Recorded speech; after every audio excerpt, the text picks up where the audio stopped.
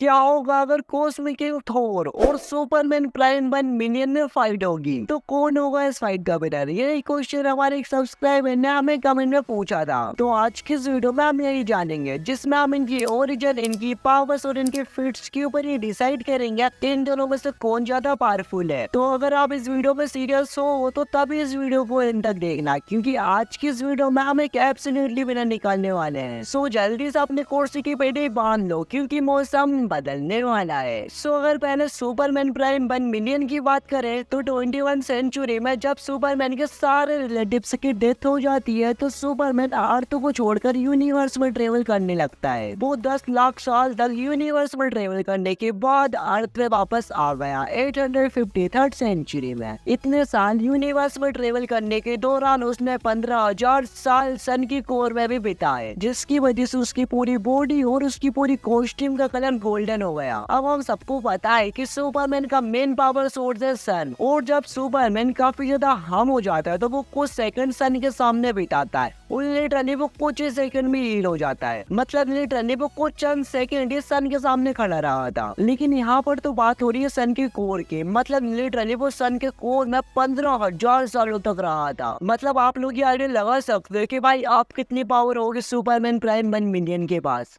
सो ये तो हो गई इसकी ओरिजिन। अब बात कर लेते हैं इसकी पावर्स के बारे में। तो 15,000 साल सन के कोर में बिताने के बावजूद सुपरमैन की बॉडी में जितने भी सेल थे, उन्होंने इतनी एनर्जी कंज्यूम कर ली जिससे कि सुपरमैन पूरी एनर्जी से चार्ज हो गया, और उसकी सारी पावर काफी ज्यादा इनहेंस और इन्फिनाइट हो गई, और उसकी स्ट्रेंथ लिटरली काफी ज्यादा है, सच में काफी ज्यादा है। और उसके पंचेस की बात करें तो नॉर्मल सुपरमैन के पंचेस इतने ज्यादा कमाल के थे कि वो स्टेफन वुल्फ को इधर उधर फेंक दे रहा था अपने पंच से। तो यहाँ पर तो सुपरमैन प्राइम 1 मिलियन है, तो उसके पंचेस तो भाई लिटरली बहुत कमाल के हैं। और स्पीड की बात करें तो यहाँ पर तो भाई नॉर्मल सुपरमैन की स्पीड इतनी ज्यादा है। लिटरली जब उसकी वर्ल्ड फ्लैश होती है तो भाई फ्लैश तो फास्टेस्ट मैन ऑफ लाइफ है, मगर सुपरमैन नॉर्मल सुपरमैन उसको डिटेक्ट करके उस पर अटैक कर देता है। तो ये तो नॉर्मल सुपरमैन था जिसकी स्पीड इतनी ज्यादा है। तो सुपरमैन प्राइम 1 मिलियन की स्पीड कितनी होगी इसका अंदाजा आप लोग लगा ही सकते हो। और अगर उसकी हीट विजन की बात करें तो वो सन की हीट से 3 गुना ज्यादा है।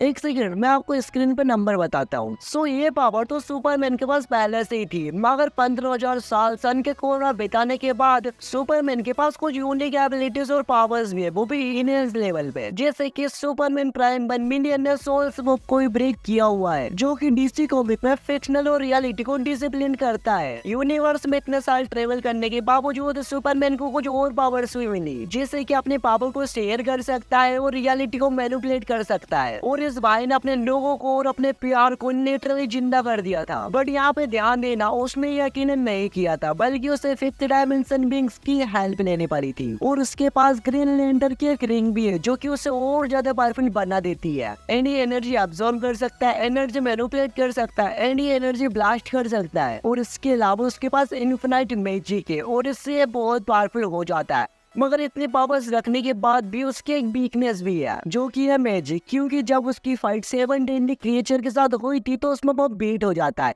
क्योंकि उनके पास मैजिकल पावर थी, और ये सुपरमैन की सबसे बड़ी वीकनेस है। तो ये हमने सुपरमैन प्राइम 1 मिलियन की पावर्स, उसकी ओरिजिन, उसकी फिट्स के ऊपर बात कर ली है। अब हम बात कर लेते हैं कॉस्मिक किंग थोर की। तो जब कॉमिक में ओडिन की डेथ हो जाती है तो एसगार्ड का राजा थोर बनता है, और थोर अपना रूल एसगार्ड में करने लगता है। बट एक दिन अचानक से एसगार्ड में गिनेक्टस आ जाता है, जो कि थोर को वार्न करता है कि ब्लैक विंटर आ रहा है। अब ये ब्लैक विंटर कौन है? तो ब्लैक विंटर एक कॉस्मो का एंटिटी है। तो ये भी गैलेक्टस का चड्डी वड्डी है। मतलब जहाँ पर गैलेक्टस प्लैनेट्स को कंज्यूम करता है, वहीं पर ये भाई पूरा का पूरा यूनिवर्स ही कंज्यूम कर लेता है। और ब्लैक विंटर को रोकने के लिए थोर और गैलेक्टस को साथ में लड़ना होगा। लेकिन उस टाइम पर थोर पावरफुल तो था, बट वो इतना नहीं था कि वो ब्लैक विंटर को हरा पाए, जिसके चलते गैलेक्टस अपने पावर और कॉस्मिक का थोड़ा सा हिस्सा थोर को देता है, जिसके बाद ही थोर कहलाता है कॉस्मिक किंग थोर। वेन आपने उसकी ओरिजिन की बात कर ली, अब उसकी पावर्स की बात करें तो उसके पास सारे सुपरमैन फिजिकलिस्टिक है, बट इसके अलावा उसके पास regeneration, self sustenance, elements control, memory manipulation, energy projection, energy manipulation, energy absorption, astral position, telekinesis, telepathic, reality mapping, mind control के साथ साथ उसके पास ओडिन फोर्स भी है, जो कि पावर ऑफ कॉस्मिक को एब्जॉर्ब करने के बाद और ज्यादा बढ़ चुकी थी। अब बात कर लेते हैं कॉस्मिक किंग थोर की फिट्स की। तो जब गैलेक्टस थोर के साथ एक प्लेनेट को कंज्यूम करने पहुंचता है तो थोर उसे प्लेनेट को कंज्यूम करने से मना कर देता है, लेकिन गैलेक्टस थोर के इस वार्निंग को इग्नोर कर देता है, जिसके बाद थोर अपनी लाइटिंग स्ट्राइक से गैलेक्टस की 2 उंगली और उसकी पाव की उंगली तोड़ देता है। गैलेक्टस ने अपने अटैक से एक प्लेनेट के कोर को डिस्ट्रॉय कर दिया था और उससे अटैक की एनर्जी से वहां पर जितने भी लोग तो सब मारे गए थे, मगर थोर सर्वाइव कर गया था। थोर ने बीटर इलियट, जो कि उसकी भाई की तरह मिलियनर उठाने के लिए वर्दी था, उस बीटर इलियट से उसने पहले भी हैंड टू हैंड कॉम्बैट में फाइट की है और उससे काफी बार हराया हुआ भी है। लेकिन पावर ऑफ कॉस्मिक के मिलने के बाद उस बीटर इलियट को थोर केवल अपने एक सिंगल स्नैप से एक प्लेनेट से दूसरे प्लेनेट फेंक डालता है। थोर ने गैलेक्टस के परमिशन के बिना उस पे अटैक करके उसकी पावर ऑफ कॉस्मिक को एब्सॉर्ब कर लिया था और इस अटैक से गैलेक्टस जमीन पे आ गिरा। थोर और ब्लैक विंटर की फाइट में थोर अपनी लाइटिंग को समन करता है, जिससे कि एक प्लेनेट डिस्ट्रॉय हो जाता है। ब्लैक विंटर ने अपने रियलिटी रैपिंग पावर का यूज करके थोर के सामने उसके अब तक के सारे विलेन को उसके सामने खड़ा कर देता है, जैसे कि लाइक लोकी, डॉक्टर डूम, हेला,